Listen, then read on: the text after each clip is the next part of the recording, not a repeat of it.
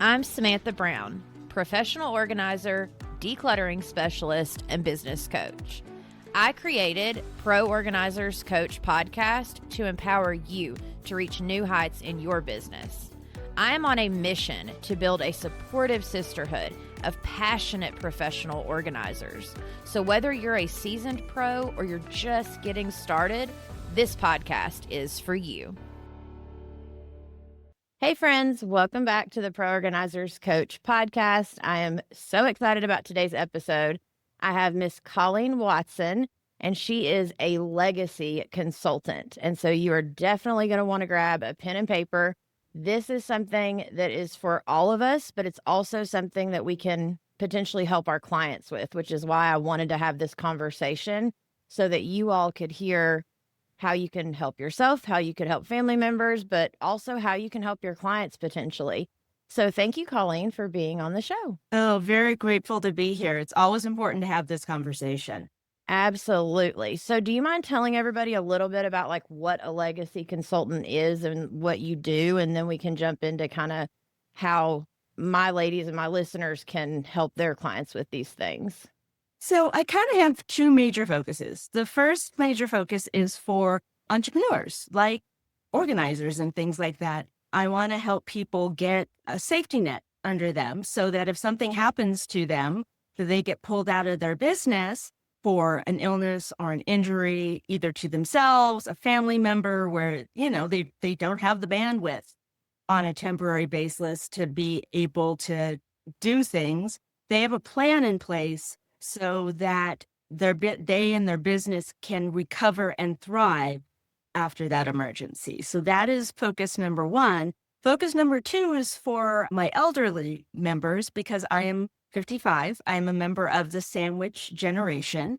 And, there are a lot of us who we're looking at our kids and they're growing up and we're thinking college and tuition and all of, that fun stuff. But we're also looking at our parents and realizing, oh my gosh, they're getting older.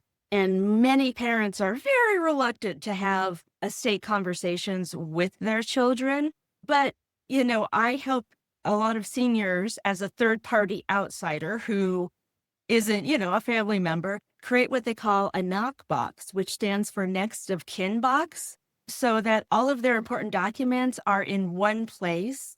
Because, the older we get, truth is, the more likely we are to have an illness or injury that takes us out. And our children are going to need to, step up and help run things. And having everything in one place makes everybody's life easier. So those are my two focuses.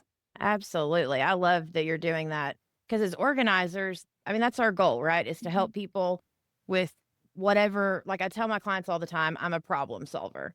I try to help you think about the things that are problems now, but also things that might happen in the future that you may not be thinking about. But because I do this every day, we've got to look at these certain things. And I love the fact that, like you said, you have to kind of do it sooner rather than later because, like, for instance, for me, so my dad had passed away and I am an only child. So I didn't know where anything was. He was a very organized man, but as he got older, he got sicker. He ended up on dialysis. So he started forgetting things. He started moving things in those last 6 months.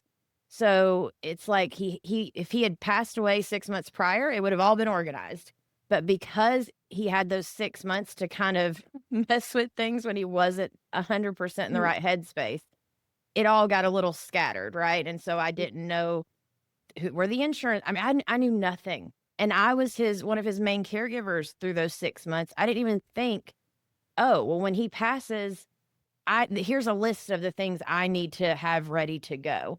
And it's awful when you're in the moment of like, man, why didn't I do this sooner? Mm-hmm. It is. No, I understand that. I was you. Like we lost my dad in 2018. So I am my mom's caretaker.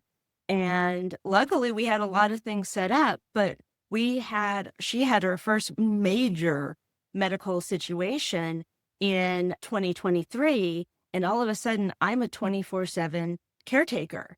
Yes. And like that, that involved a week in a hospital and 10 days in rehab and another 5 weeks of her in bed because she couldn't put any weight on her right foot.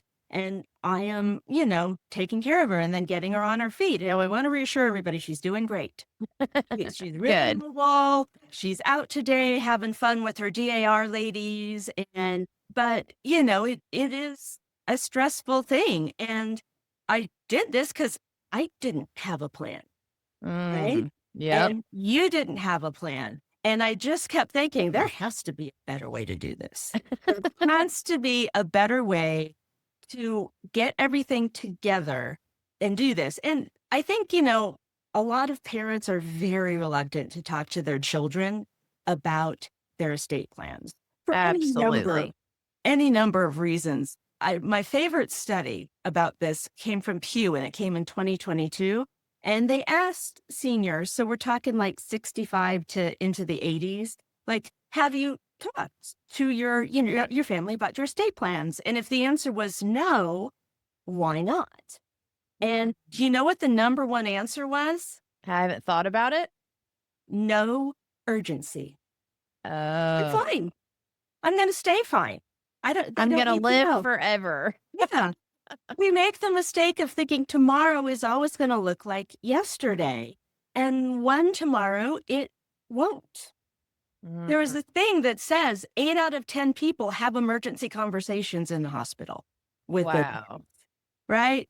And I get it. Like nobody wants to bring up death. Nobody wants to think of their parents older and fragile and whatnot. But I think this is a real learning opportunity because by doing it for your parents and doing it for yourself, you're showing your children how important this is. This is a life lesson that you can pass on where you take what your parents gave you that worked and keep it and discard what didn't work and pass the good stuff on to the next generation.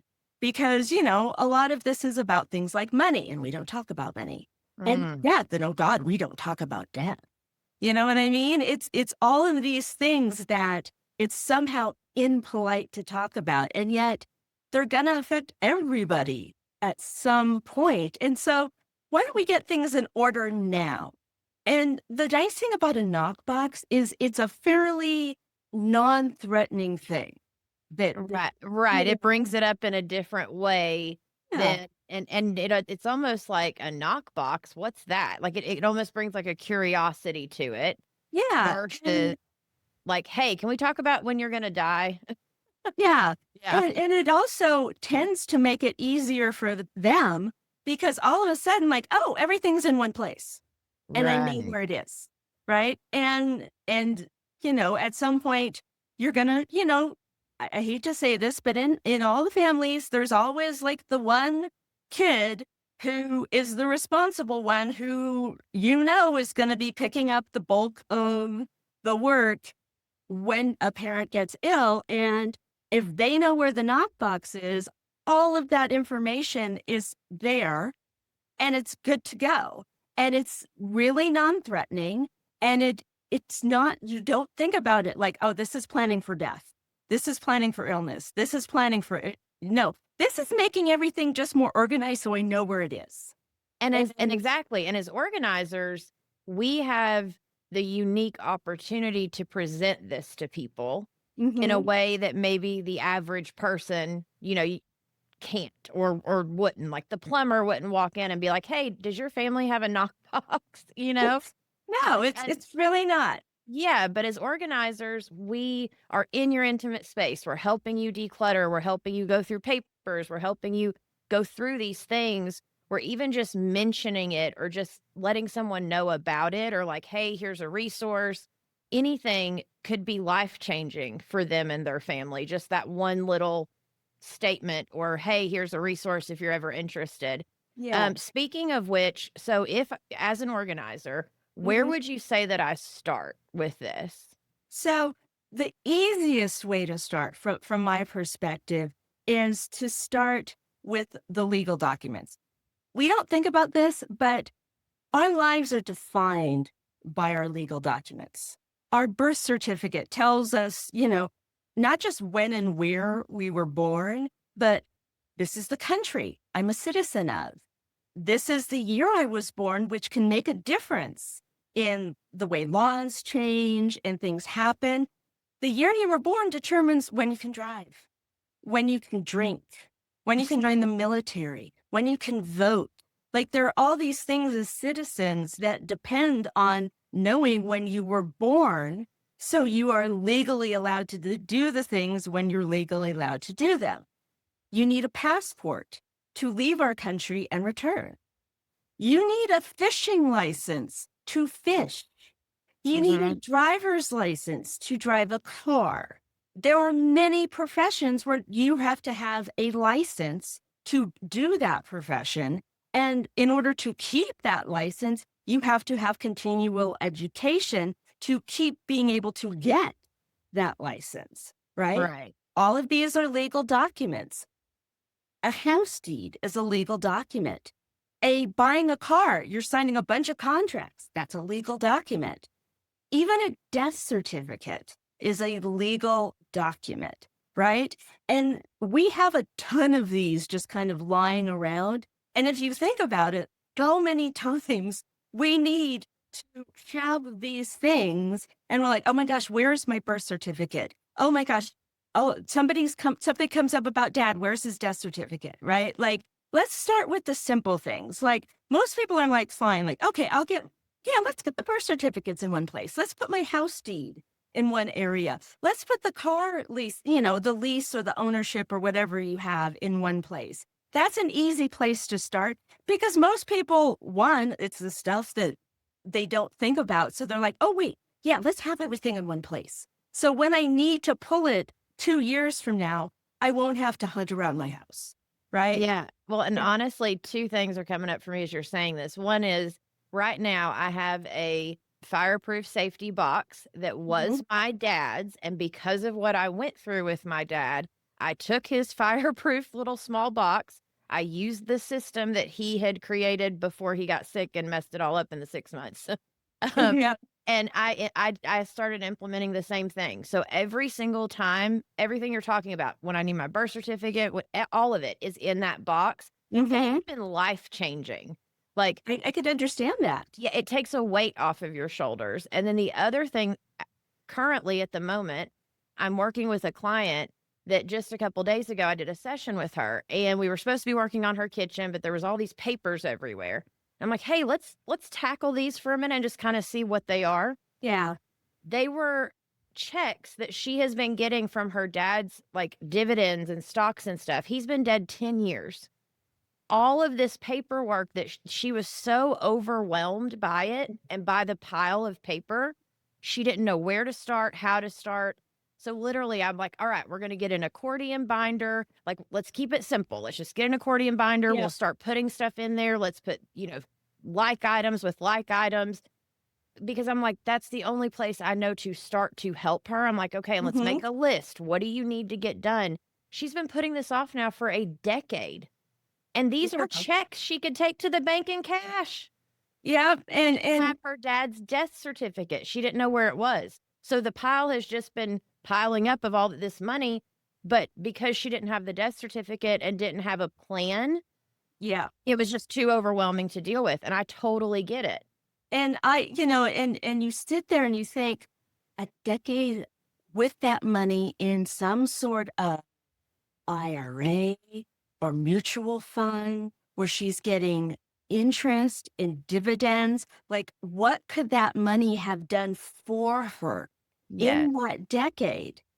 And And I'm sure you her can't. dad wanted it to be a blessing, not a burden when Yes. he was creating all of that stuff for his family. Yeah, and I one of the things that, I always think of like part of this and is that there are documents that we need, and I start with the simple stuff because of course we need our birth certificates. Of course you're going to need the death certificates. Yes, you need to know where your passport is in the case you have to do something out of the country for whatever reason. Of course you need to know where the deed to your house is and your cars and all of that good fun stuff.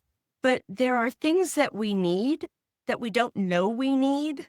that I Mm, think like, oh my gosh, like I didn't know I still needed that. One of the big ones is military discharge papers, which is called your DD-214, right? mm, If you have somebody who is in the military of any branch, this is doesn't matter, and they want some sort of military element to their funeral, you have to have this. If there are potential people who can get benefits from this, you have to have this form. And if you can't find it or you've lost it and you die, your family can't order that. oh, No executor can. Only the person who served has the ability to get that form again if you have lost it.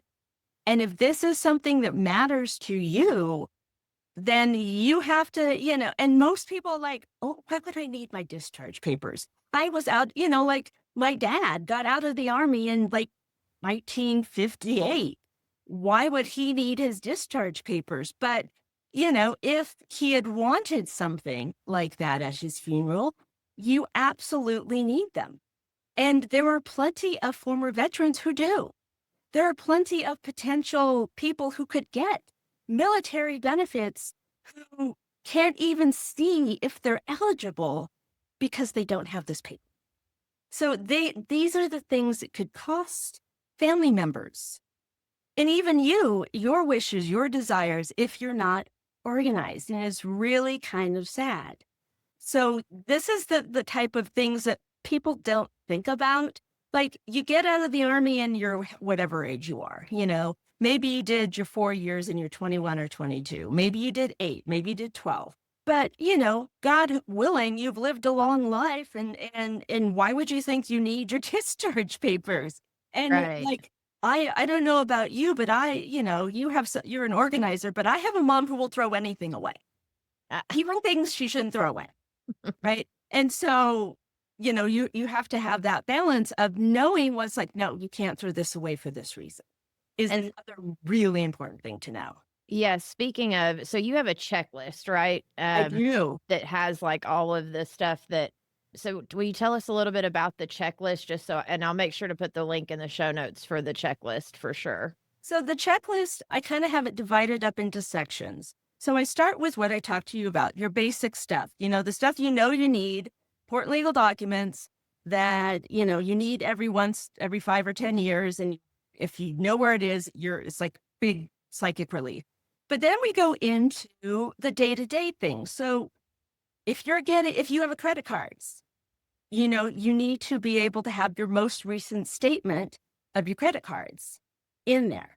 If you have, say, a reverse mortgage on your home, because you don't get statements, like family can go through your stuff and you're not getting a statement for a reverse mortgage. You don't know how many heirs discover 6 months later when they think they've gotten everything under control that, oh, wait, they had a reverse mortgage that we have to pay money on, and there was no documentation of that anywhere. So make sure you have those sorts of things. So we start with anything that can be considered a lien on your property. Mhm. So that's credit cards, that's any kind of loans that you have for any reason. So your family understands, particularly if you put this together, but you still haven't had the conversation with somebody, it's all in one area. They know what part of whatever the estate needs to cover whatever the lien is on that estate, right? Because that's Right. where people get into real problem. And of course, potentially the most important document you have to have after the day-to-day stuff is your will. And this is where a lot of people get into trouble because most people don't have wills. Mm, According to there are two different legal organizations that did a survey about this.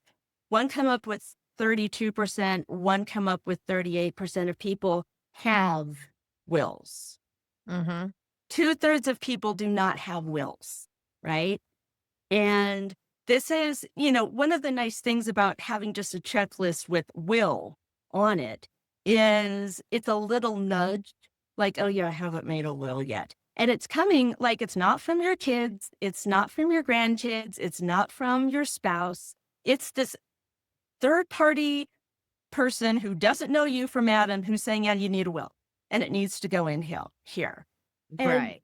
I don't think people understand what not having a will means because a lot of people really do think, like, I don't have enough stuff. My family will figure out after I. Oh, real quick. So I need to tell a story. So my stepdad, a few years ago, so I am one of 6 with my mom and my stepdad. Now, they travel all the time. They're both retired now. He has also been served in our military for 24 years.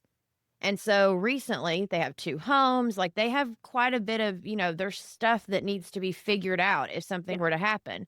So I said to them, I said, "Hey, have you guys gotten everything in order? Heaven forbid while you all are traveling, you have a car accident and both of you were to pass at the same time. What are the 6 of us going to do? And then all your grandkids and like because I could see it becoming very dysfunctional, and why would you Very wanna do that quickly. to your kids, Yeah. right? And he was like, "Nope, sure don't." He said, "You know what? You all will figure it out when I'm gone." He literally could care less, and I was like, "Oh, wow, this is like, ugh," right? Like, Yeah. why would you why? And he kinda said it jokingly, so part of me is like, well, maybe he does because he's that kind of person, right? He Yeah. has that very, like, army, manly, like, jokey kinda thing. Yeah. But he could have been serious too. I can never tell when he's joking or when he's Yeah. serious, No, I hear you. and it's like heaven forbid if both of them were to pass at the same time. I mean, literally there's so many things we would need to figure out Yeah. that no, I mean, I don't even know how we would get it done. Well, see, and here's the interesting thing is, and the thing that nobody considers, right? So they travel a lot, but I'm assuming they have their home state, right? Yes. The state where they claim residency. Right. So without a will, that means that the state determines who gets what. And so typically what Mhm. happens is, no, this is called dying intestate, right? And what's terrible about dying intestate is that if you have a situation like you're due with your mom and your stepdad, you're a stepdaughter. You get Right. nothing. You don't Yeah. count, Right. right? But if if your dad, your stepfather, and you have a good relationship and he would want you to get something, Right. not having a will means you get nothing, right? Because the way it generally goes, and this is a broad generalization, every state does it a little bit differently. But so you have died without a will. That doesn't mean you don't have to go through probate, right? So what you'll have to do is you'll have to apply for probate during whatever time that is. It means there's no executor, right? So Mhm. what happens is you go to probate court. The court assigns an executor to that estate. And then the executor, who is paid, by the way, out of the estate, lessening the estate for anybody who could possibly get anything, because that's how they get paid, they go by whatever the laws of the state are. And it generally goes like number one in line is spouse, right? If spouses die, number two in line are children, you know, which sadly doesn't include you. It only Mhm. includes biological children. If there are no children for whatever reason, typically it'll go parents. If they still have, if they're younger and they still have living parents, that would go next. And then generally kind of last on the list is siblings, right? Mm. But without a will, cousins can come out of the woodwork. People can claim they're, biological but illegitimate. I mean, like all sorts of things can happen. Oh, and the amount of time, stress, money that all of that is gonna take when if Mhm. while they were living, they would have just went and created a will. Like my dad, he had literally written out on a piece of paper. That was Mhm. good enough to consider because it was in with all of his papers. Yeah. That was good enough. At least we had something to go by. Yeah. versus if there's no list. And like you were saying, because like my mom, if my mom and my stepdad both pass, right? My mom is still my mom. But then Mhm. it's like, oh, well, what's in her name? What's in his name?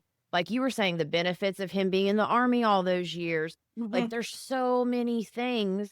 And my mom and stepdad have all, because of them being in the army and the generation they grew up in, they keep it all to themselves. Yes. They do not speak to not a one of us about it. Yeah. Not one of the 6 of us have a clue what's going to happen when some because they feel like they still have forever to live.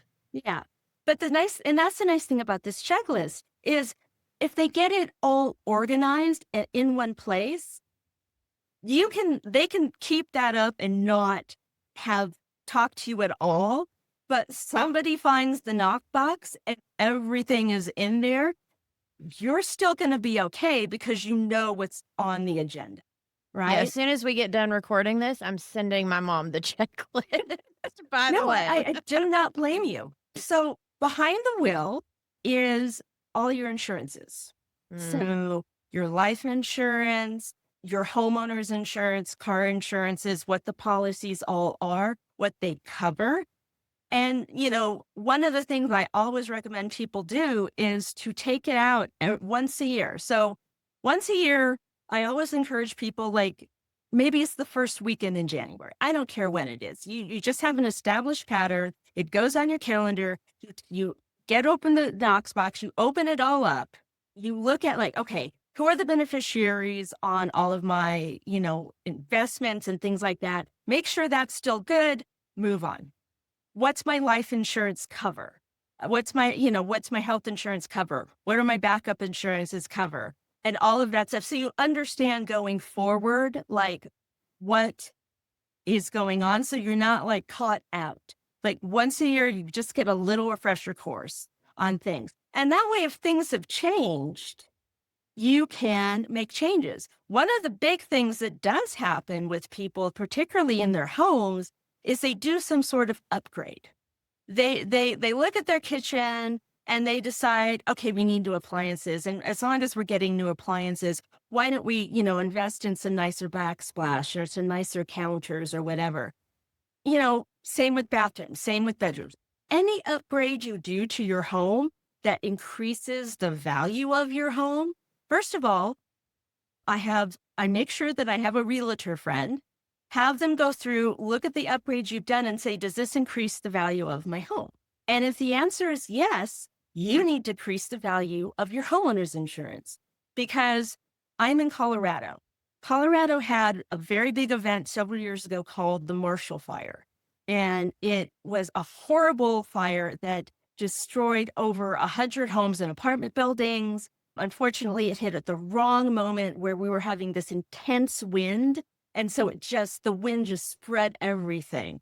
And, hundreds of people suddenly were without their homes. And then the other terrible thing that happened, it was like this 1-2 punch of terrible weather. So you have this wind that carries this fire and destroys things. And then the next day it snows. So if there's a hole in the roof or in a window or in anything, all of a sudden you have water, right? mm. So it was this 1-2 punch. And people discovered they'd done all of these upgrades to their homes, but they hadn't upped their policy to include those upgrades. So they couldn't build a home back to the equivalent level of the home they lost. Plus Right. including the cost of things now versus, right? Like, so Hmm. you can't build anything for the cost of what you used to be able to build it for. So you almost need every penny you can to get back what you've created and what you've paid Hmm. for. And, the other thing you need to do, and people don't do this, they don't think about it, is you need to save the receipt from everything you've bought to upgrade your, right? Mm. They need that for two reasons. One, God forbid you have a Marshall fire in your area like we did and you have to deal with this. But the other is if you are lucky enough that you were able to live a great life, you held on to this home that you love, that you did upgrades for, you've passed away, and your kids are now in the process. They all realize they can't take on the home. They have their own lives. They're going to put it up for sale. You're going to be able to show the realtor all of the upgrades that have been made so that the realtor can then get you the best possible deal for the house.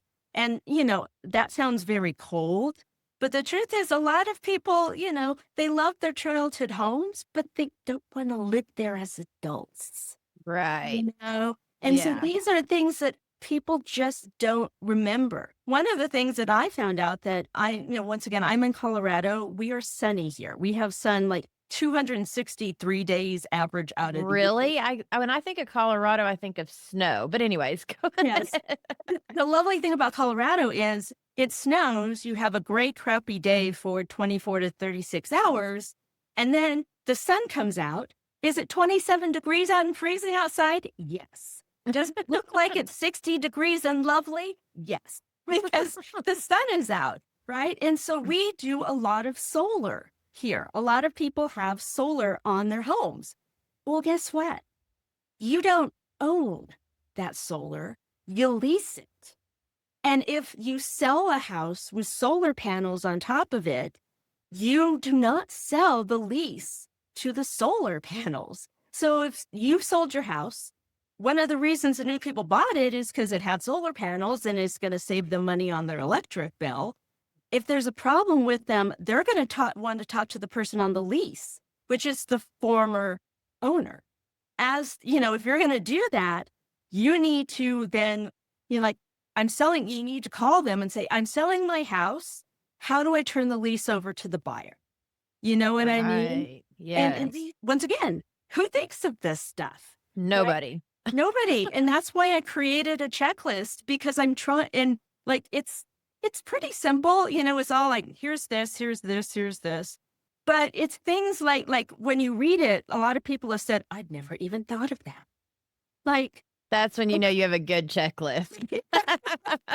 and one of the insurance ones I have is a lot of people have collections of things, that they love, that their kids have exactly zero interest in. Oh, we deal And with that every day as organizers. Yes. yeah, what if you made a plan for that collection before you passed? What Mhm. if, for example, my brother has been an amateur photographer since he was in high school. My brother is now 66. Right. You can imagine how many thousands of dollars my brother has invested in camera equipment. Are any of his sons in cinematography? No, couldn't Nope. care less. Yeah.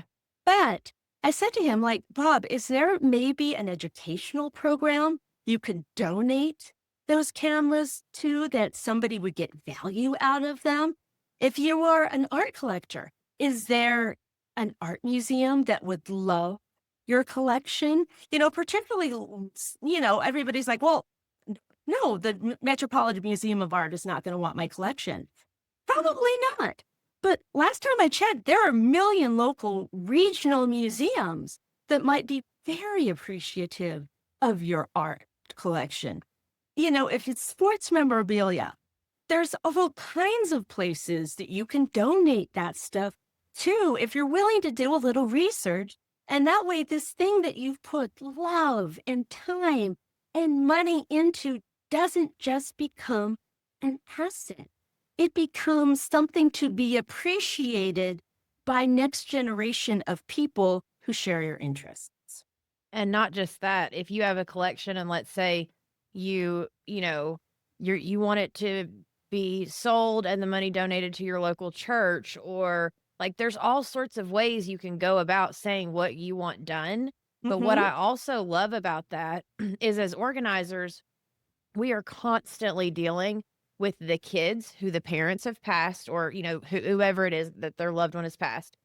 And all of a sudden they're like, "Oh, this was grandma's china," let's for instance, or grandma's cats or grandma's beanie babies or whatever the collection is. Yeah. I should hold on to it for the rest of my life. And they hold on to it out of guilt.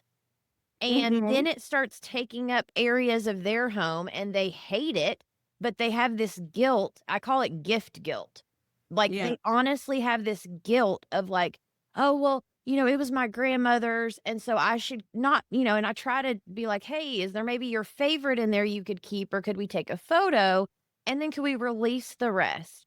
Yeah. But for them, if they were like, oh, Mama had said that she wanted it to be this to be done with it, I can take the one I want and then the rest can go away. It's also keeping that burden from following the generations, which is huge. Yeah, absolutely. And so, all of this together creates a knockbox. I also strongly encourage people to put in a knockbox or in another area besides their knockbox.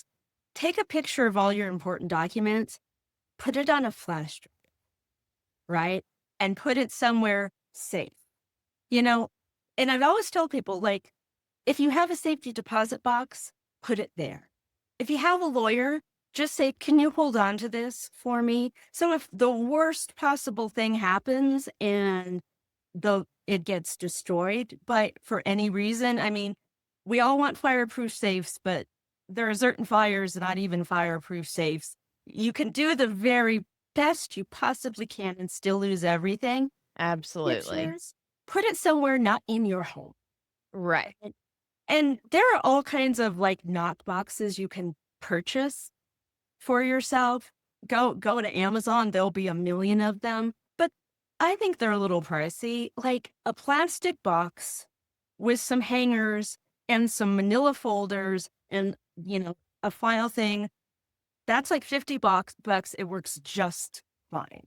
Yeah. Right? Well, and what I just realized is we didn't even mention knock means next of kin. So Yes. it's a next of kin box. It's very Um, specifically a next of kin box. That's what it's for. yeah, which I is huge. I I've never heard of this concept and I can't believe I haven't as an organizer. I love this concept because literally at least once a week I could be helping someone change Mhm. their mindset or at least plant that seed or get them thinking about these things. Yeah. And that's what I love about being an organizer is because it's these little things we're doing now that we don't even get to see the magnitude of what it creates in other Yeah. people's lives and like the ripple effect it has. And so this is a huge resource that we can, not just mention the next to kin box, but be like, hey, I have a checklist for you. If you would like, I'll send it to you.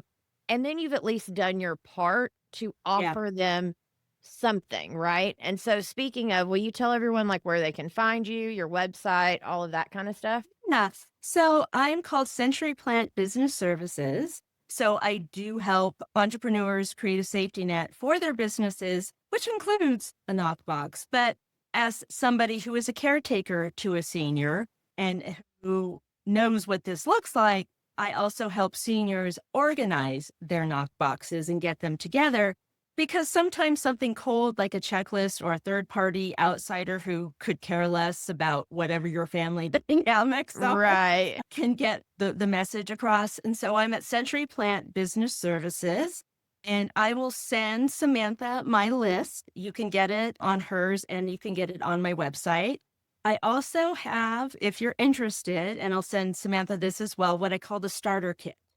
And the starter kit includes a place to write down all your usernames and passwords. This is another thing we forget. Like, yeah, great. I have somebody who can pay my bills. Can they get into my bank account? Oh, You know, right. Yeah. because the way the world works these days, you know, people don't write checks. No. You have to, and everything is digital.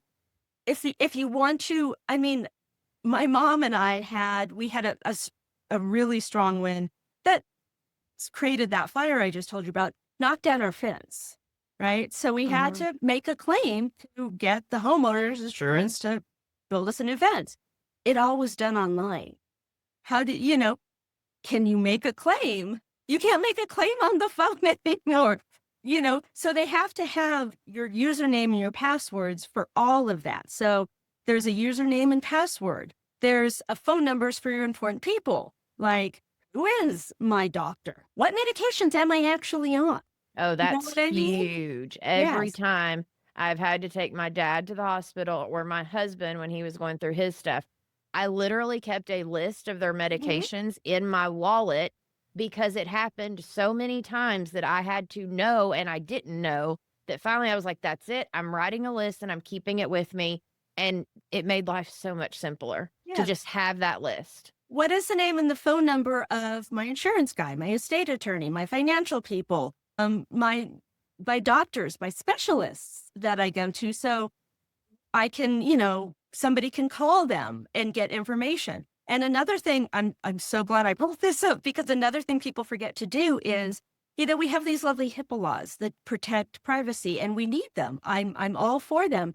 But if you want somebody to have medical information about you need to make sure that all of your doctors have that person's name down, that they are legally allowed to give them information about you. And it should be, if you're married, obviously it should be your spouse. Yeah. But, as you get older, you might want to include one of your kids. So there's somebody who can call and talk to all of your doctors and get the information that they need. Right. We have Absolutely. all of that. We have also a phone tree list. All of us have an emergency contact, right? Mhm. Well, who do you want the emergency contact to contact? If you have a very best friend, you're going to want to be there for you and support. Put that name on the list. Do you belong to a church community who you want to know about? Put the name on the list. Are you volunteer? Put that, so that not just your family, but the other important people who you love, they love you, they're going to want to know what's going on. All of that's there. And I will send you the link for that as well because people forget. Like, oh, right, I should tell my mom's best friend. Oh, right, I should call my cousin Greg. Absolutely. No, I mean, you have literally thought of everything. Like, I try. everything. I am so impressed, and so that's your starter kit.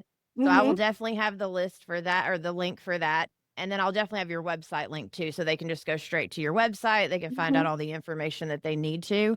But thank you so much for informing us about all of this because, I mean, honestly, like, it's all of the things that matter and exactly what you said earlier about being like a third party person that can mention these things.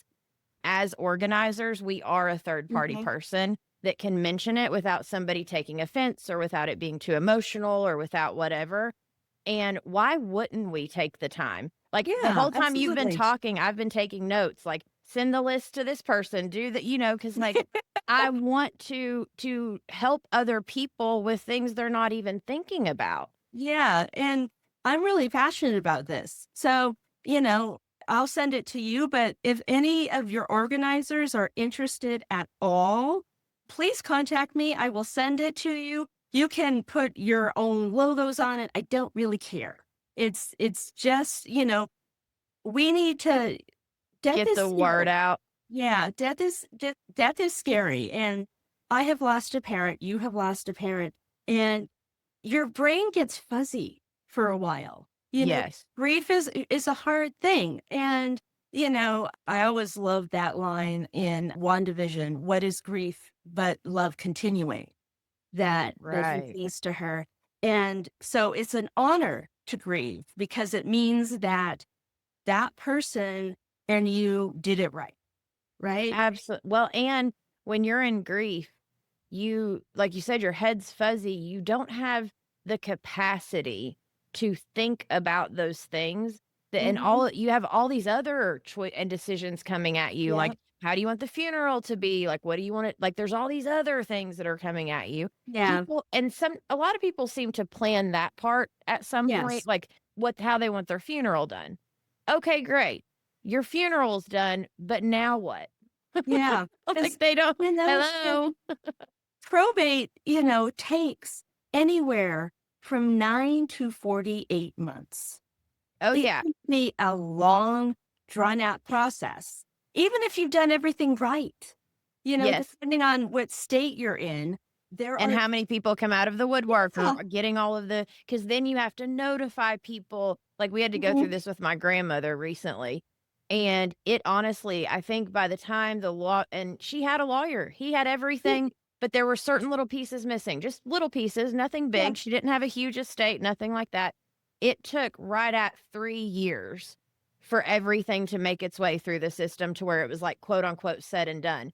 Yeah. So her kids were having to constantly deal with this thing. And she had Hmm. been sick on her deathbed and had dementia. So they had taken care of her. We all took turns taking care of her for years before she Hmm. passed. Then once she passed, now for years, this thing's getting drawn out that didn't have to if all of this would have been implemented before she passed. Yeah. And, I generally, I mean, like your stepdad's comment, right? I Mhm. get that, because what I love is everybody thinks like, okay, the kids have grown up and whatever problems they had with each other when they were teenagers, are over. Oh, yeah. No, No. when because what happens is you grow up, you get to have your own life, and everybody just decides I can put up with this person and the way they drive me crazy at the major holidays because I'm an adult,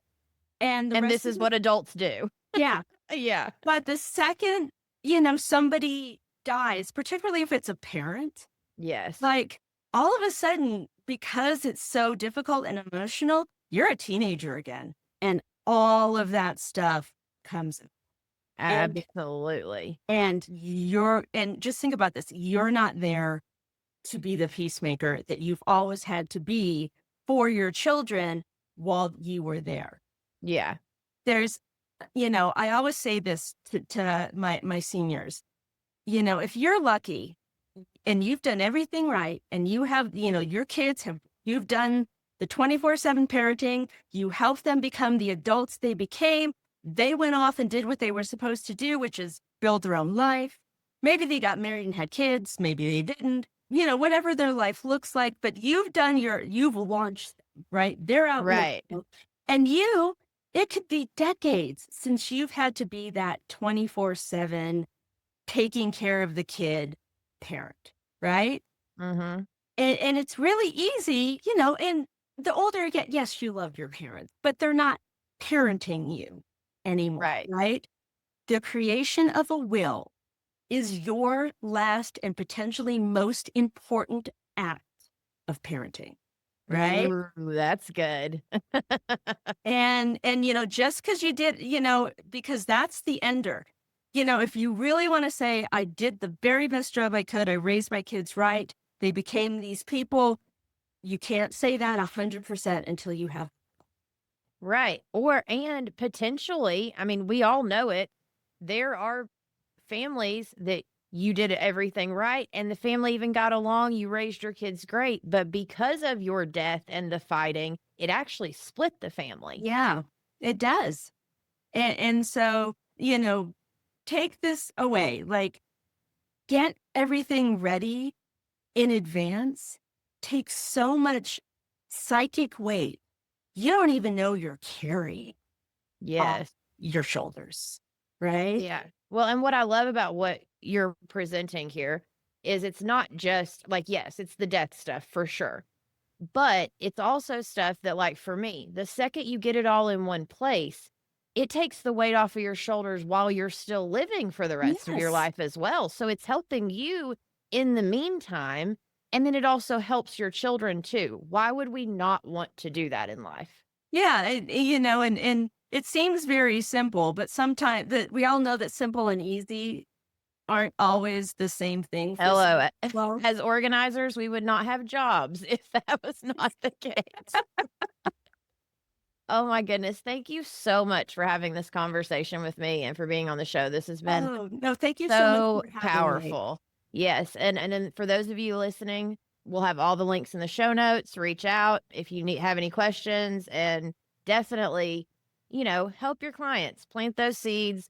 Just or even if it's you and your own family, like even if that's where you start and you just decide, hey, I need to do this for myself and my own kids.